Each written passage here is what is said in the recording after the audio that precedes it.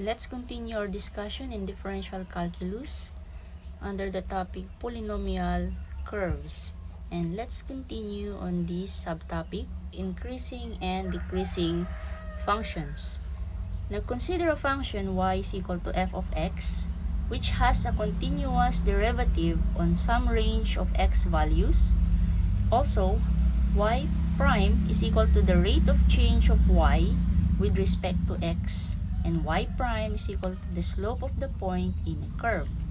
At letter A, if y prime is greater than 0 in some x interval, the rate of change of y is positive, so that y increases as x increases. Now remember that we're talking about slope here as regards the y prime.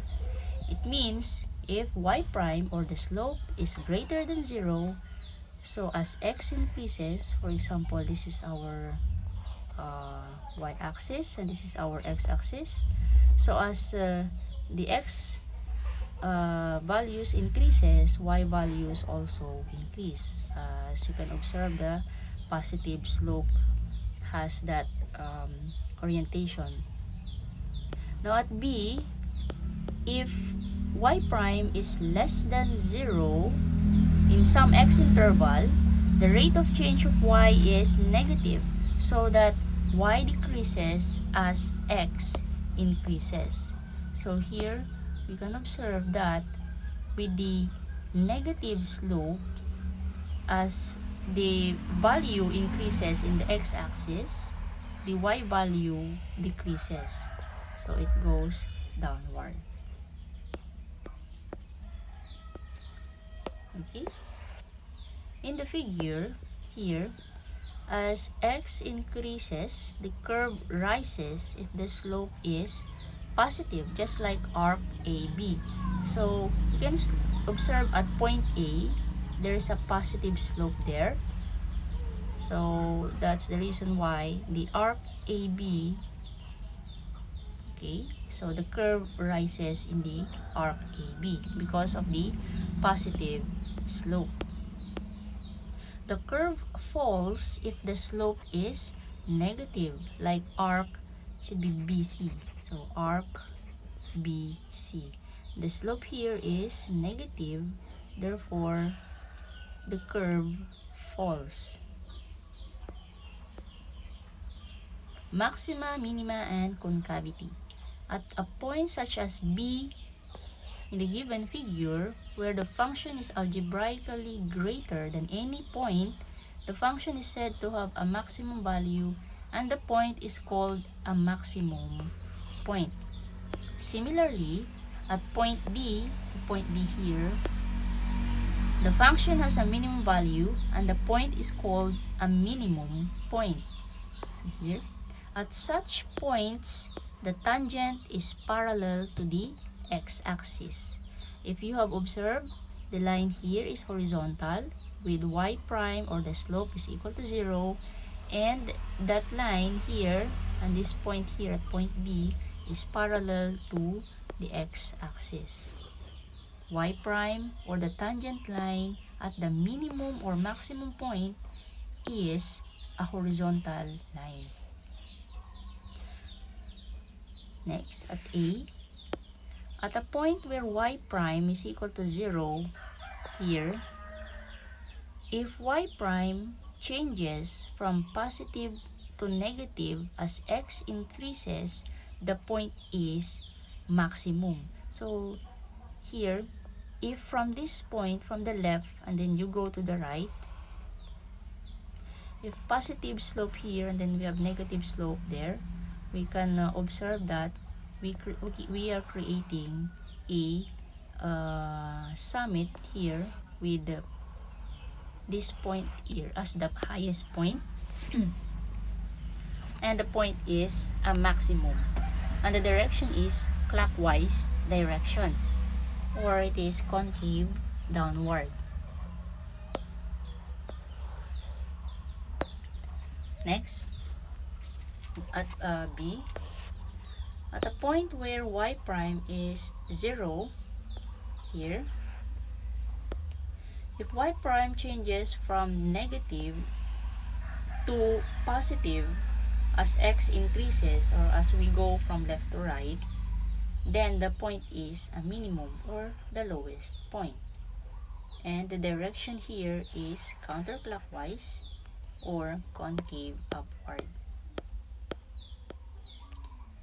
And we can also have another test to determine if the point is maximum or minimum. So the second test is by the y double prime. At point A here, if y double prime is negative, the point is a maximum. If y double prime is a positive, the point is a minimum. Now, it will be useful later on. Note, the points at which y prime is equal to 0 are called critical points. Maxima and minima are called extremes. An extreme is merely greater or less than any neighboring value, and the greatest value is called absolute maximum. Now, in this figure, this is the absolute maximum, which is higher than the relative maximum, and this is the it should be absolute minimum, which is lower than the relative minimum, and the distance between the absolute maximum and the absolute minimum is called the extreme. Next, we have the points of inflection or PI. Point of inflection is a point at which the curve changes from concave upward to concave downward or vice versa. So in our figure here, we can say that the point of inflection in which the curve changes from concave upward to concave downward or vice versa. So we have here the arc A to C, and then so this is concave downward, then turns concave upward. So therefore, this point C here is our point of inflection, and then from concave upward goes to concave downward. Therefore, our point E here is the point of inflection.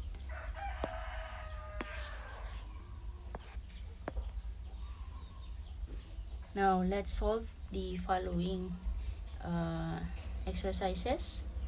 Locate the critical points, determine the maximum and minimum points by the test, and find the point of inflection of the following equations.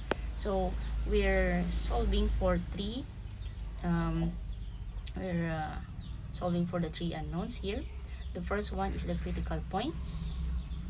Then, from these critical points, we will determine if it is a maximum or a minimum point.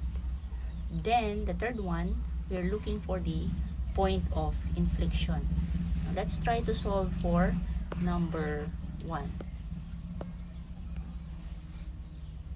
So again, we're looking for 3. So for number 1, we have y is equal to x raised to 3 minus 3x squared minus 9x plus 20. Okay, we have there the solution. Locate for critical points. Let's just say CP. And to locate for critical points, y prime should be equal to 0. So let's derive first. Y prime is equal to 3x squared minus 6x minus 9. Y prime is 0 equals 3x squared minus 6x minus 9. So we're going to look for the roots of the x. So let's have this as A, B, and C, and use quadratic equation. Now, using quadratic equation, we have there x is equal to negative b, positive or negative square root of b squared, minus 4ac, divided by 2a. So, our b value is negative 6. positive negative, square root of negative 6 squared minus 4 times the a value, which is 3, then the c value, which is negative 9, all over 2 times 3. So x is now equal to, well, we will be having two values. So the first one will be plus, and then the second one will be minus. So the x1 value will be 3, then the x2 value will be negative 1. Now we're looking for critical points. Points meaning it is an x, and we are looking for the x and y, or the coordinate. So to get the value of y, substitute x to the original equation. So at x1 is equal to 3, the original equation is there. Y is equal to 3 raised to 3 minus 3 times 3 squared minus 9 times 3 plus 20. So the value for y1 is, that is negative 7. Therefore, critical point 1 is 3, negative 7. So we were able to locate for the critical point 1.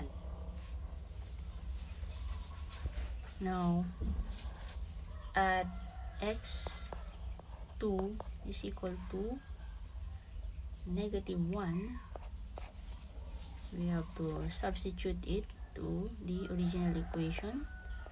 Negative 1 raised to 3 minus 3 times negative 1 squared, 9 times negative 1 plus 20. So y2 is now equal to 25. Therefore, critical point 2 is negative 1, 25. Right? Then, the next one here is to test whether these points are maximum or minimum. So, the test for maxima, minima. Now, we have there y prime equal to 3x squared minus 6x minus 9. Then, again, we considered a while ago that we can use two tests, the y prime or the y double prime. But for me, the easiest one or the fastest one is getting the y double prime. Remember, if the value for y double prime is positive, it means the point is minimum. If the value of y double prime is negative, it means the point is maximum. Okay, so we have our double prime now. Let's test. So at critical point 1, the value for critical point 1 is 3, negative 7. So our y double prime is equal to 6 times 3 minus 6. And y double prime is equal to 12. So that is equal to 12. Therefore, since it is positive, therefore, the point is a minimum point. Okay? Next, let's draw a line here. At critical point 2, which is negative 1, 25, y double prime is equal to 6 times negative 1 minus 6. That is equal to negative 12. Therefore, the point is a maximum point. So we got the two already. The third one is we're looking for or locating the locate the point of inflection. Now, to get the point of inflection, we have the y double prime equals to 0. So, we have our y double prime a while ago equals 6x minus 6. Y double prime 0. 6x minus 6. 6x equal to 6. X is equal to 1. Now, we have the x value. Substitute x is equal to 1 to the original equation. So, y is equal to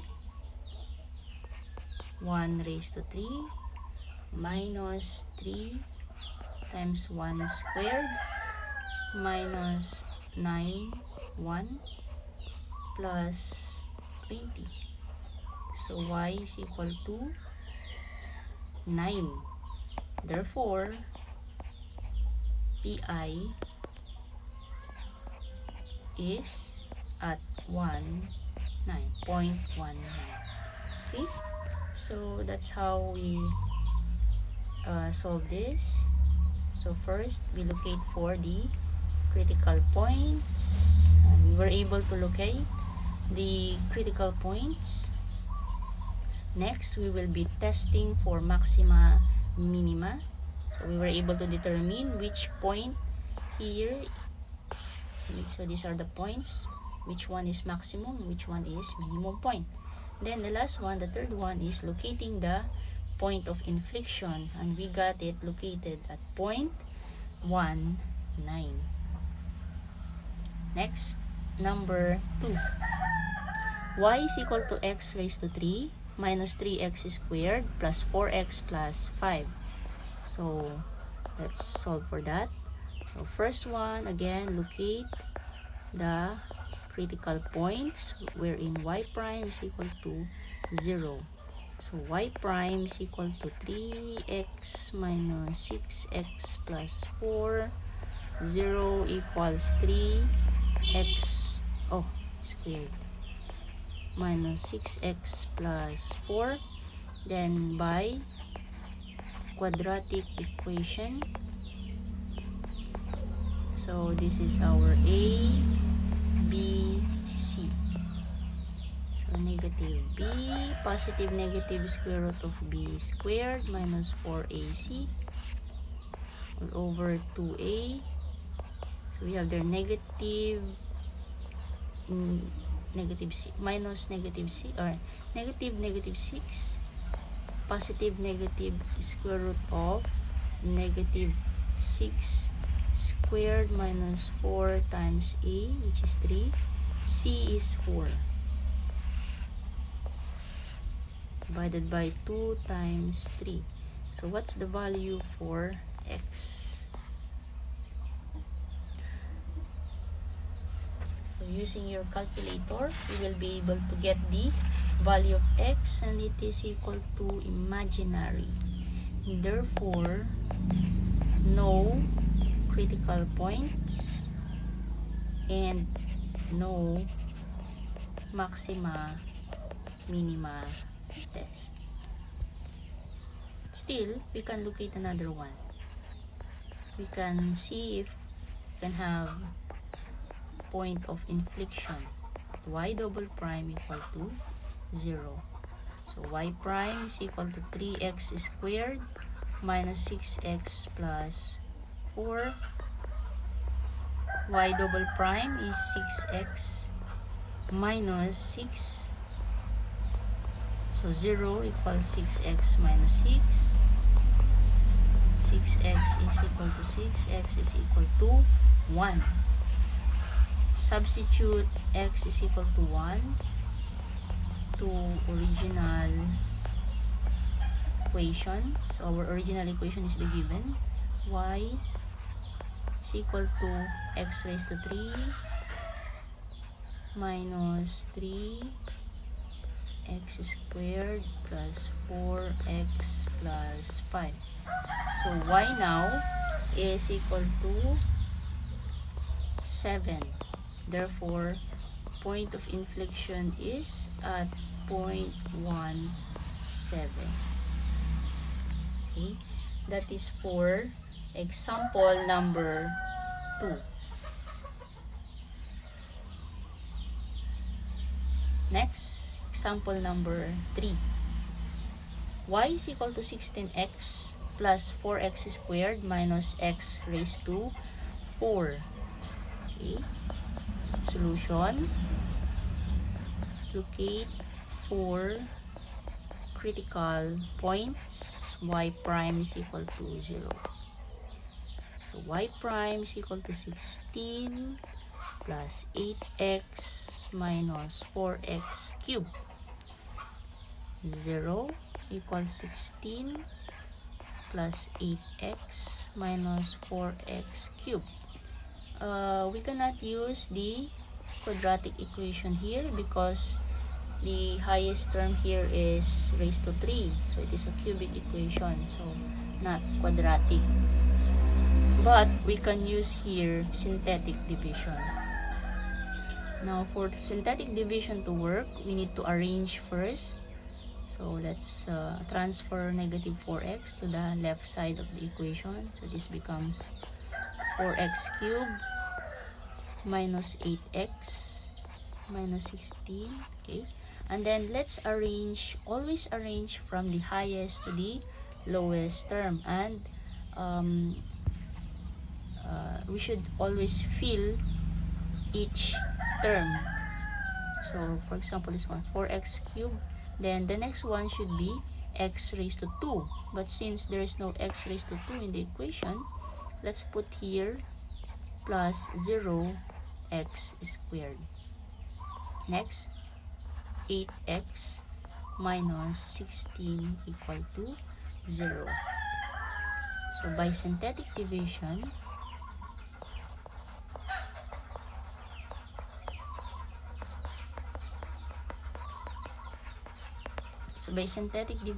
we bring down here 4, 0, negative 8, negative 16. And then we will be trying for x values. Let's start with 1, which always happens. So let's try a value for x as 1. So bring down 4. 4 times 1 is 4. Bring down 4. 4 times 1 is 4. So what is negative 8 plus 4? Negative 4 multiplied with 1. And the value here is negative 4. Negative 20. And it should be 0. So since it's not 0, then this is, so the value x is equal to 1 is wrong. So let's try it again. So let's rewrite first. Okay, so let's try to put a value for x is equal to 2. Trial and error. So bring down 4. 4 times 2 is 8. 0 plus 8 is 8. 8 times 2 is 16. Negative 8 plus 16 is 8. 8 times 2 is 16, positive. So this is 0. Okay, so that's correct. So for 8a, we can already, this is already 4x squared plus 8x plus 8 equals to 0. And that is quadratic equation. Remember, the reason why here the exponent is 2 because we already removed one root. So meaning from 3 minus 1 becomes 2 because we located one root here. Now, since we were able to get a quadratic equation, so we can use quadratic equation to find the values of its roots. So by quadratic equation, this is a, b, and c. X is equal to negative b, positive negative square root of b squared minus 4ac divided by 2a, that is negative 8, positive or negative square root of 8 squared minus 4 times A times C 2 times A, and x here is imaginary. Okay, so the value for x is imaginary. So, meaning, we only got one x value. X is equal to 2. Now, let's substitute x is equal to 2 to the original equation. Our original equation is y equals to 16x plus 4x squared minus x raised to 4. So y is equal to 16 times 2 plus 4 times 2 squared minus 2 raised to 4. So the value for y is 32. Therefore, critical point is 232. Now let's test for the maximum, for the maxima minima. Test for maxima minima, and we have here y prime. A while ago was the y prime, 16 plus 8x minus 4x cubed.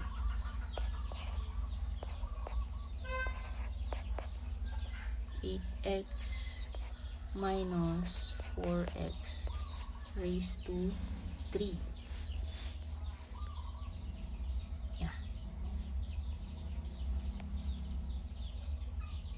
So y double prime is now equal to 0 plus 8 minus 12x squared.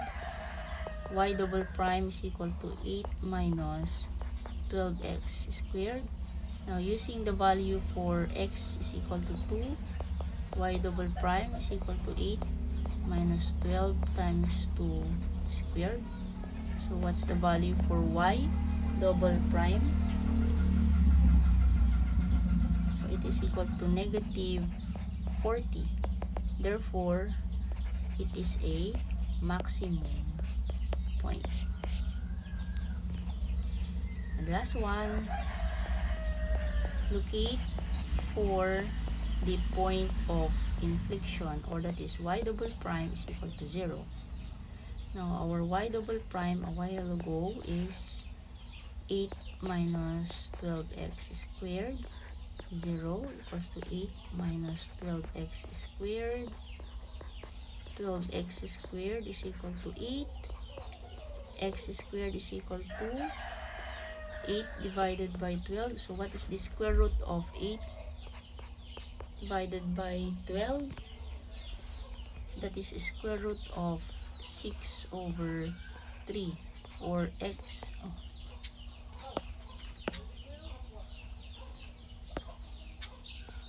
Or that x value is 0.82. Now substitute x equal to 0.82 to the original equation. So y is equal to 16.82 plus 4 times 0.82 squared minus 0.82 raised to 4. So y now is equal to 15.36. Therefore, point of inflection is at 0.82, 15.36. There we go. And that is for example number 3.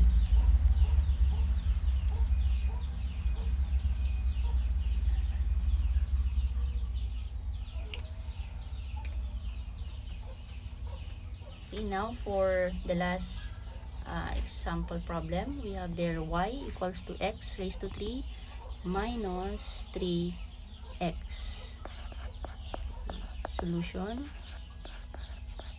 Locate for critical points y prime equals to 0.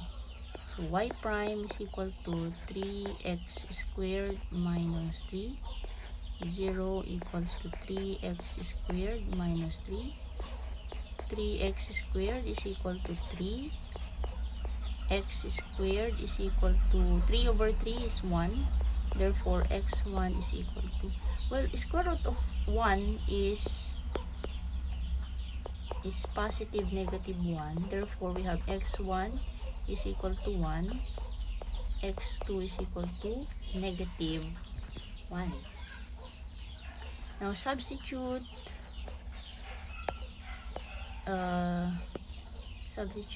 x2 original equation at x is equal to 1, y1. So, at x1,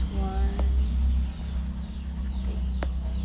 So, at x1 equal to 1, y sub 1 is equal to y raised to 3 minus 3 times 1. So, y sub 1 becomes negative 2.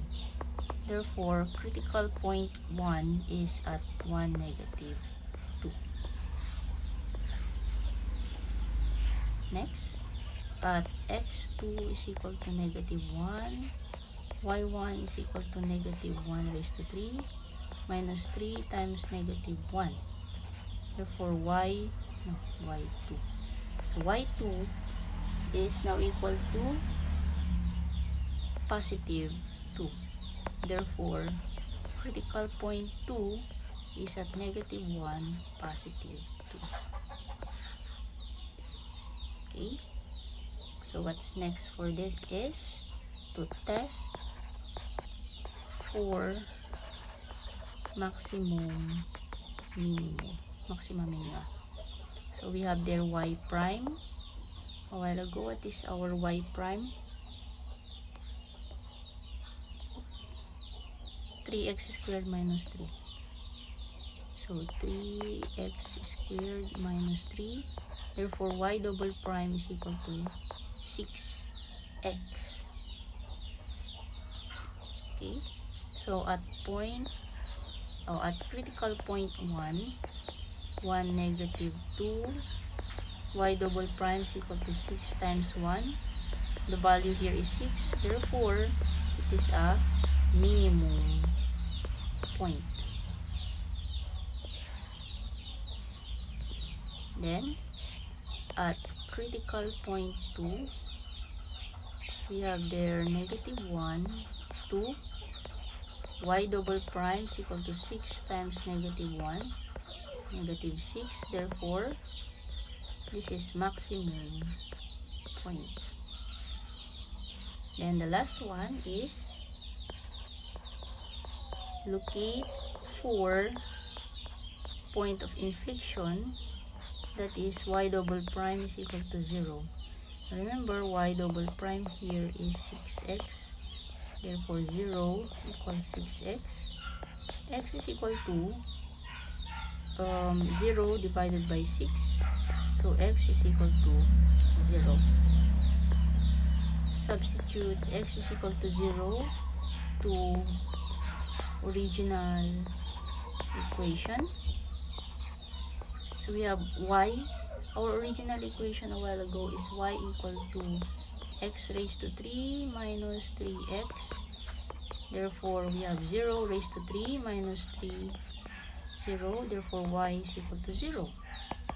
Therefore, point of inflection is at 0, 0, or the point of origin. Okay? So, that's for sample problem number 4.